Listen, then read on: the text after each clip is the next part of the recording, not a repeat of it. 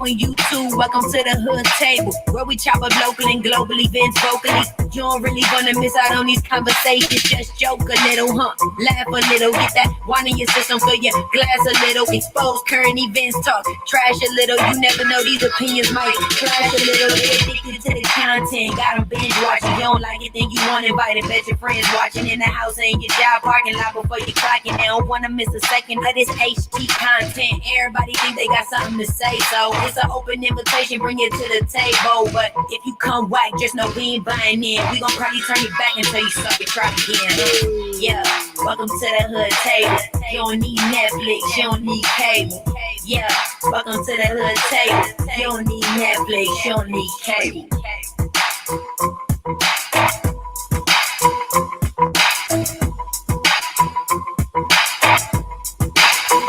Hey, what's up, everybody? Give me 1 second, y'all. Come on in. I'll be right back, okay?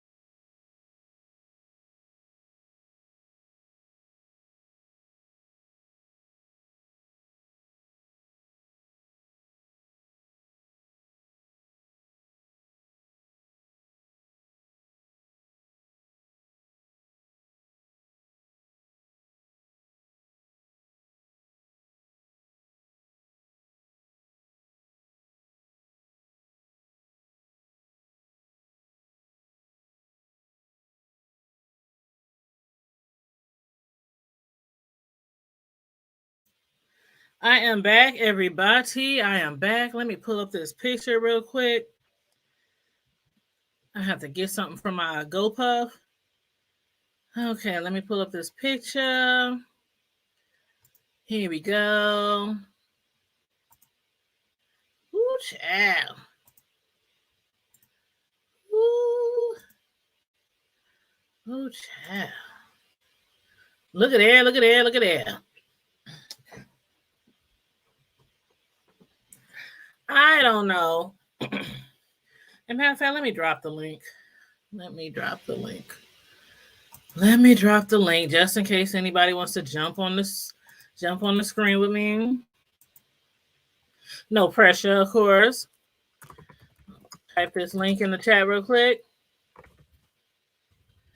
Please click this link to jump on the screen with me. Okay. Now, this picture, some of y'all probably already seen the first pic. I don't know if y'all seen the second pic. But they're, of course, are the same boy, the same teenager. Okay, wrong one. Hold up. There we go. Okay, the picture of the same teenager for that Michigan school shooting that happened. What was it, like a week or 2 ago, 2 weeks ago? Hold on, somebody's inboxing me about my little G baby. Okay. Oh, he got a new tooth. I just got an inbox saying my grandbaby has a new tooth coming in at the top of his mouth, which is the first one at the top. He got almost 3 at the bottom, 2.5. But anyway. Please come on in. Make sure you like and share the video. Subscribe to the channel if you're not already subscribed. As you can see by the title of the video, we are basically going to be discussing a little updated information on the Michigan school shooting and the suspect and the suspect's parents. Now, we know the suspect is this boy right here in the right pic or in the left pic. That is him when he was arrested. The other pic is basically him when he was younger. It shows a picture of him praying. He's 15-year-old now. He's a 15-year-old sophomore. His name is Ethan Crumbley, and he was the suspect, the shooter, I should say. No longer suspect. The shooter of the Oxford High School shooting that killed 4 people and wounded 7, and that was the 28th shooting this year. That would make the 28th school shooting.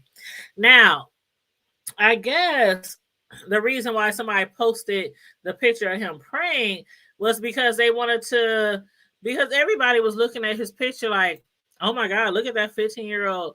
He looks crazy. He looked like he got some mental issues. Like he's not all there, But then somebody posted a picture of him as a smaller child with his hands up in prayer.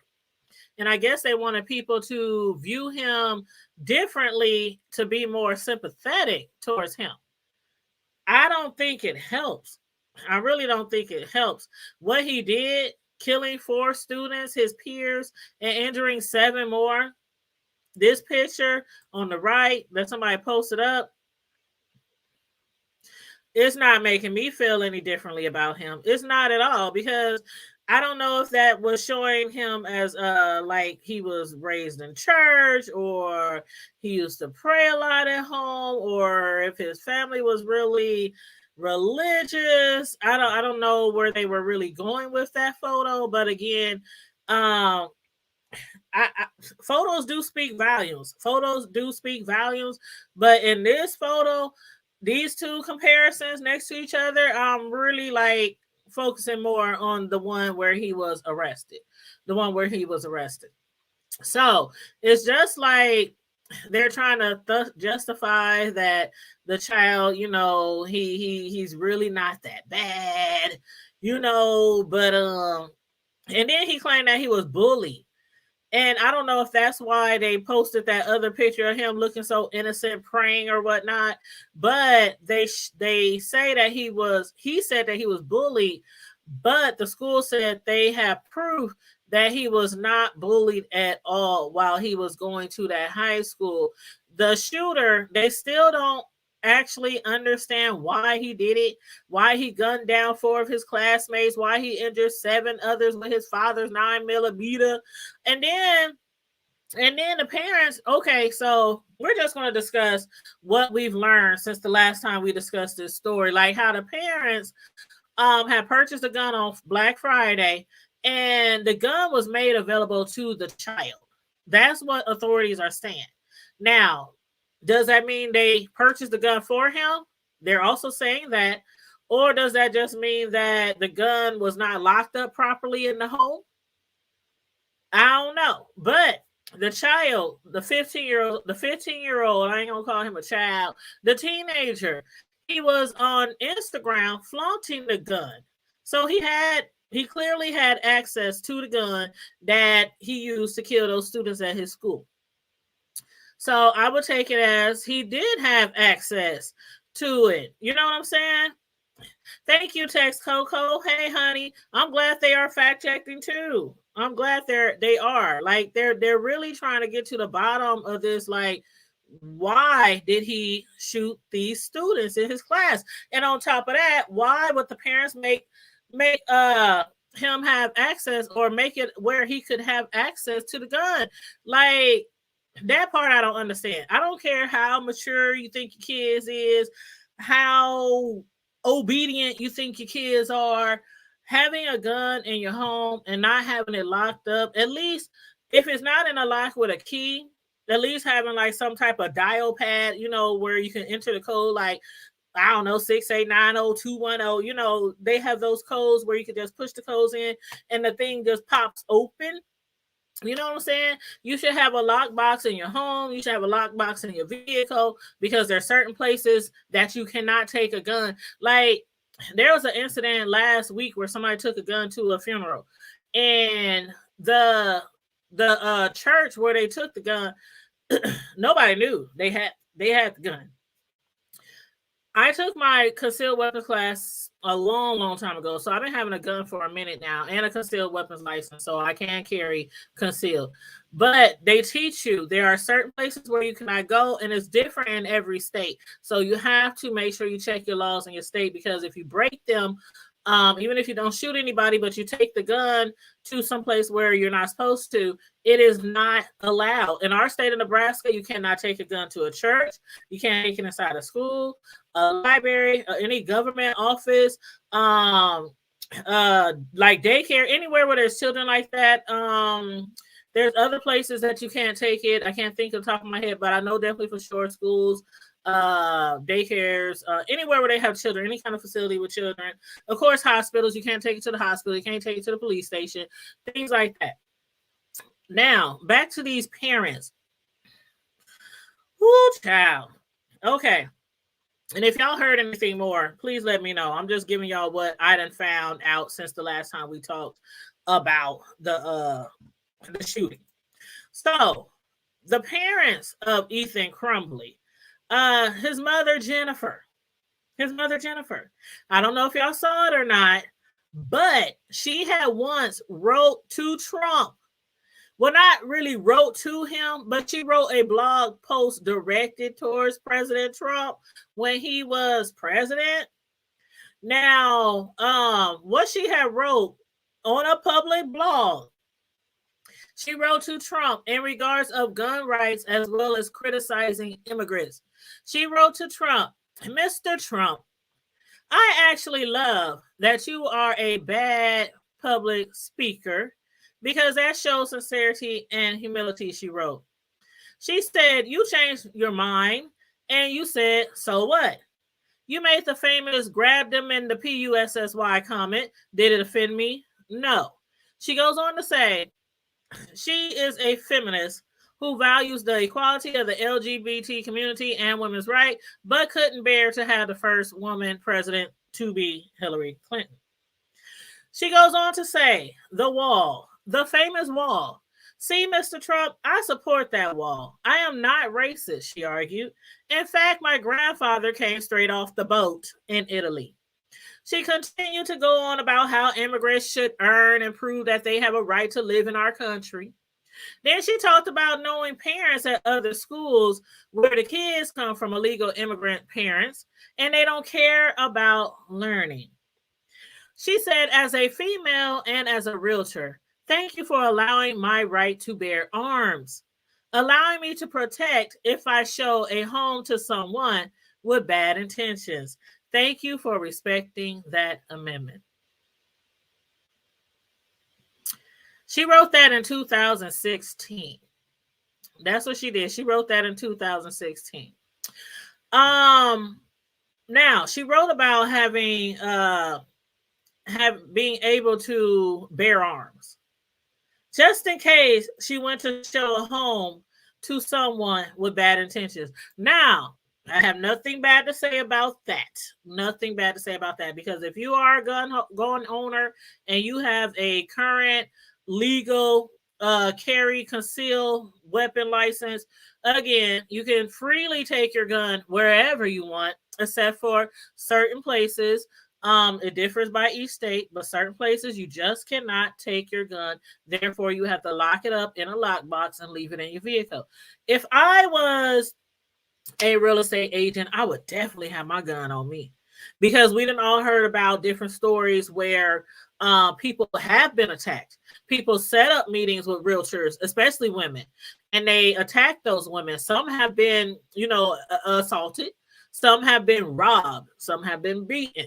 So yeah, I would definitely, have my little strap in my little pocketbook. Okay, if I was a realtor. But the fact that she was praising him on being able to bear arms, but she was not practicing caution in her own house. She was not practicing safety procedures in her own house and making that gun available to her son. Now, the gun that she had in 2016, if she had a gun then, she really makes it seem like she had a gun in 2016. I don't think that's the same gun that he shot the students with, because they did say the parents bought a gun on Black Friday and made it available to their son. So I'm taking it that the mother might have her own pistol, and then she had the other one for her son. Why? That's the big question. That's the big question. He's 15 years old. Any child that young, 15 years old, the only reasonable way that they should be able to have a gun is if they are hunting. Hunting for deer, hunting for I don't know, what the hell else do you hunt besides deer? I don't know. I'm not a hunter. But anyway, I'm not a hunter, but that's like most people like who have kids who grew up on farms or live in the deep country, you know, things like that. They have shotguns. Shotguns. Teenagers can have shotguns on like farms, or if they're out, you know, with adult, you know, shooting game, you know, for sport or whatnot. And you still got to have a license, you know, a gun license or, you know, a hunting license. You still got to have a hunting license. But another thing that I have read, evidently, there was some concerns about the Crumbleys and how they were raising their child, Ethan Crumbley. Now, what I have found was there was a neighbor who was concerned about this child, and I can remove this off of here now. I can remove that off of here now. Okay, there was a neighbor. Let me find my little story. Okay. All right. There was a hold on. First, let me get this part out. You know what? I'll stay there. And we'll go to the next part about the person who hit the Crumblies. But first, we're going to talk about the neighbors. Now, Ethan Crumbley's parents, first of all, they were aware that he had behavior problems at school. They were aware that they were called up to the school. They were told about his behavior problems. They were supposed to have a meeting at the school the morning of the shooting. They were alerted to him doing disturbing things, violent images. There were some drawings found on his desk that, you know, they felt there was counseling needed because of the violent images that he was drawing or that he was writing. Now, as far as the parents, though, when Ethan was younger, a neighbor said that she had revealed to Children's Protective Services, CPS, that when he was younger, he was being left at home a lot while his parents were out drinking and hanging out in bars in downtown Lake Orion. This was when he was about 8 or 9 years old. Now, does this have anything to do with his behavior in school, with him drawing very concerning, disturbing images, him killing 4 of his peers at school, injuring 7 more? I don't know. But it was reported that the neighbor had contacted CPS more than several times when he was 8 or 9 years old. The boy, Ethan, when he was left at home alone while his parents went out bar hopping, he would come next door to the neighbor's house and ask to use her phone to call his parents. Because they left him at home without a phone. Like, who leaves an 8, 9-year-old at home by himself while they go bar hopping and don't even leave a child a phone? Again, does one thing have something to do with the other? I don't know. Y'all decide for yourself. You said a realtor was murdered before showing a man his house. But yes, and it's crazy. The things that people, you can never be too safe. You can never be too safe. And I'm all for gun rights. I'm all for people who not off having access to guns just to protect themselves, protect their family, protect their loved ones, protect their home. But, you know, everybody can't have a gun just because you ain't got no felonies, just because you ain't committed no gun crimes, just because you ain't never harmed no children, no elderly, no nothing like that, does not mean that you are qualified to own a gun. Should they make people take certain mental tests to own a gun? I don't think so. But I don't know how much more stricter we can be on gun laws. I don't know what else we can do to keep these guns out of the hands of the wrong people, especially these children who get a hold of guns, and it's usually their own parents' guns that they're using to shoot up their schools. Again, does one thing have something to do with another? The other, while he was, younger, and they saying that, CPS was called. She actually said, the neighbor actually said that she don't even think CPS bothered to do anything or even bothered to investigate. Now, if that is true, I am not surprised. I am not surprised because CPS, there's a lot of things that I can say about CPS. A lot of things about CPS. There are a lot. Now, as far as his behavior problems, again, at school, the only thing they're saying right now is that he was writing some disturbing pictures and acting out at school.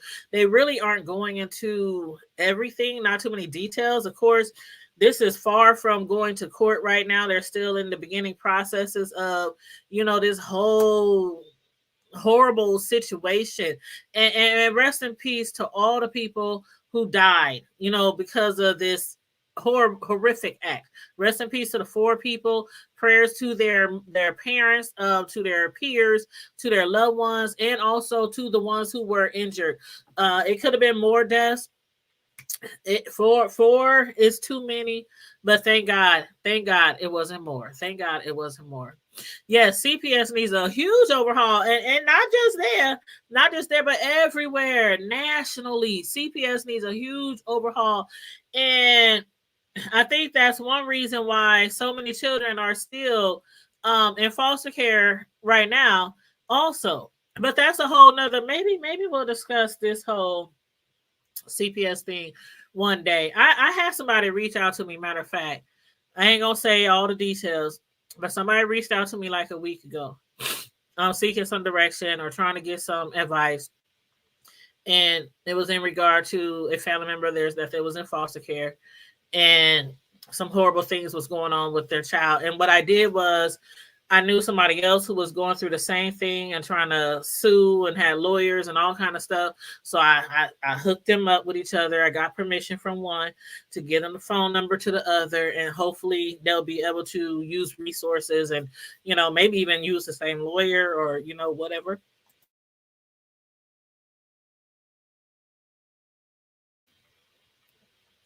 But yeah, the best of luck to them in that situation. But yeah, CPS can be horrible, and CPS is like, it's like anything else. It's like teachers. It's like daycare, childcare, any type of facility that deals with children. There's some good apples and there's some bad apples. So sometimes you just never know what you're going to get. Never know what you're going to get. But moving on. Another thing that I have found out. Let me go here.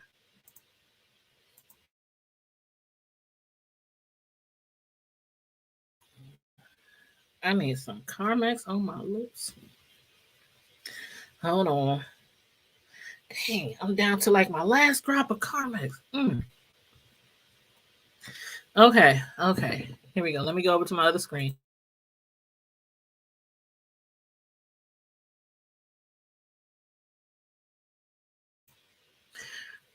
Okay, here we go. Okay. The shooter's parents. Okay, Ethan, he was the shooter. His parents, now we know that they were being harbored at a location in a industrial building, they said, or commercial building, I should say. Now we know who was harboring them. We know who was harboring them when they were found at it was like early in the morning, like early in the AMs when the police found them. It was an art studio, and the owner of the art studio where the parents were hiding, the Crumbley parents were hiding, he claims that he doesn't watch the news. And so he did not know that they were hiding from the law. Ain't that some shit? Woo! Oh.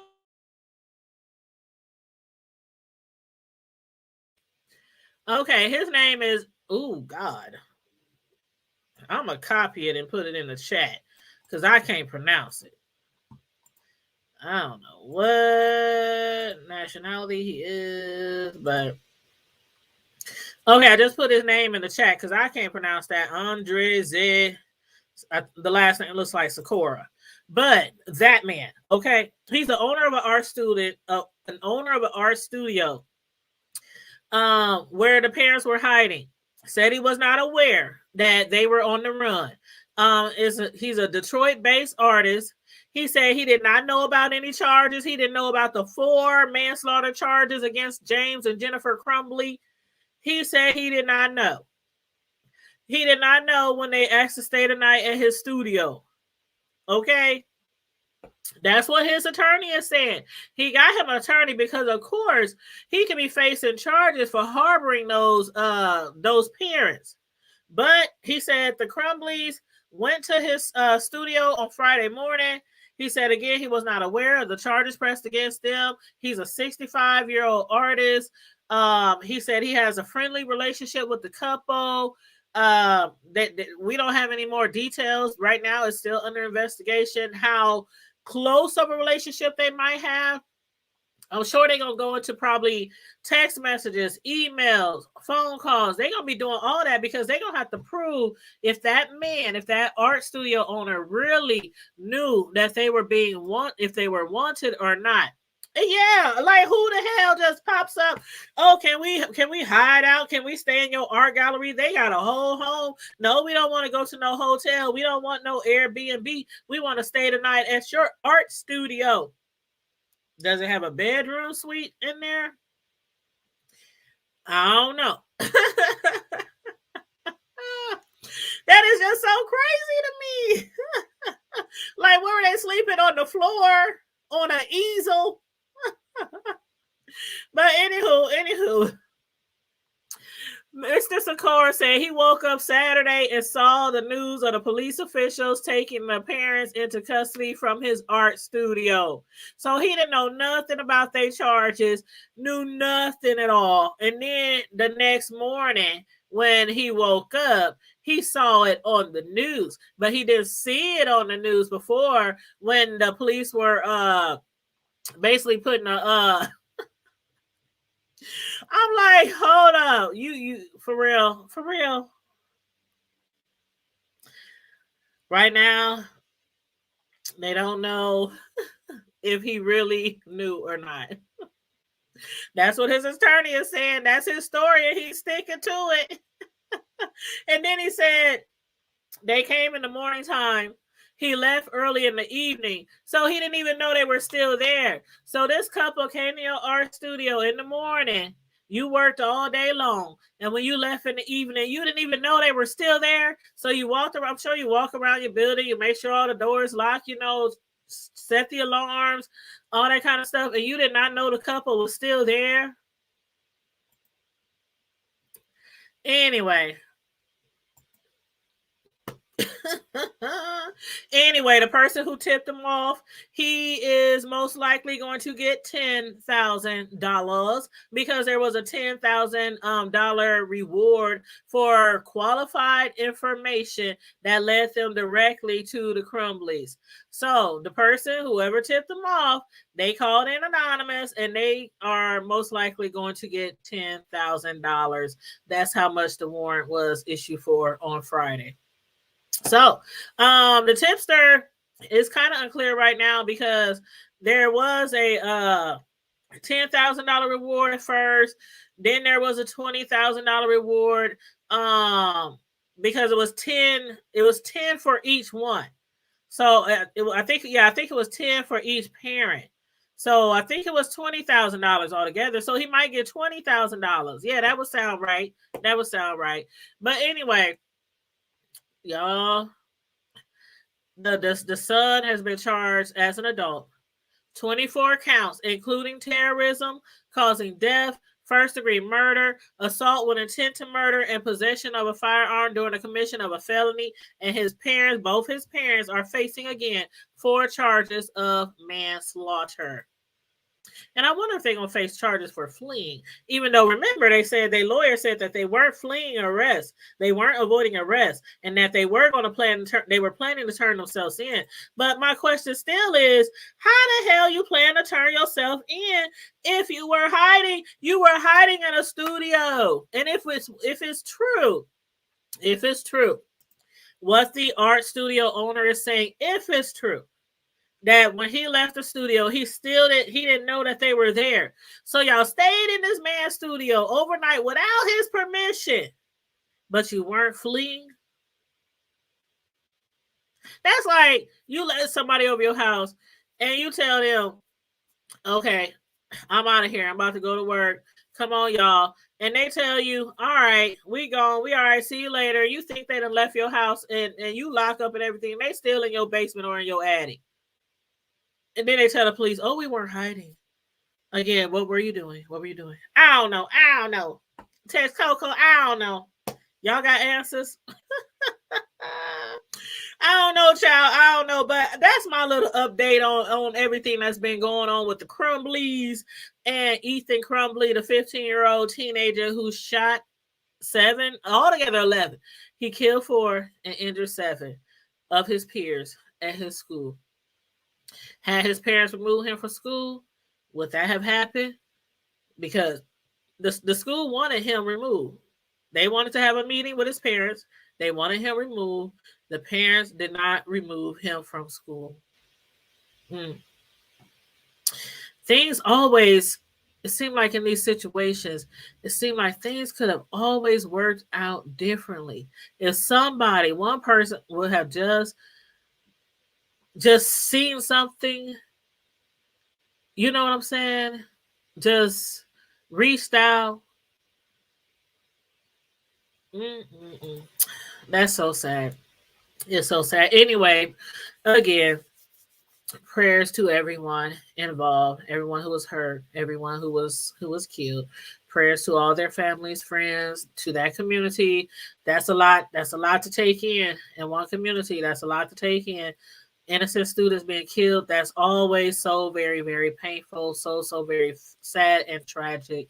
So again, my heart goes out to all those involved, honest and truly. On that note, everybody, please make sure you like the video, share the video if you haven't already on your way in.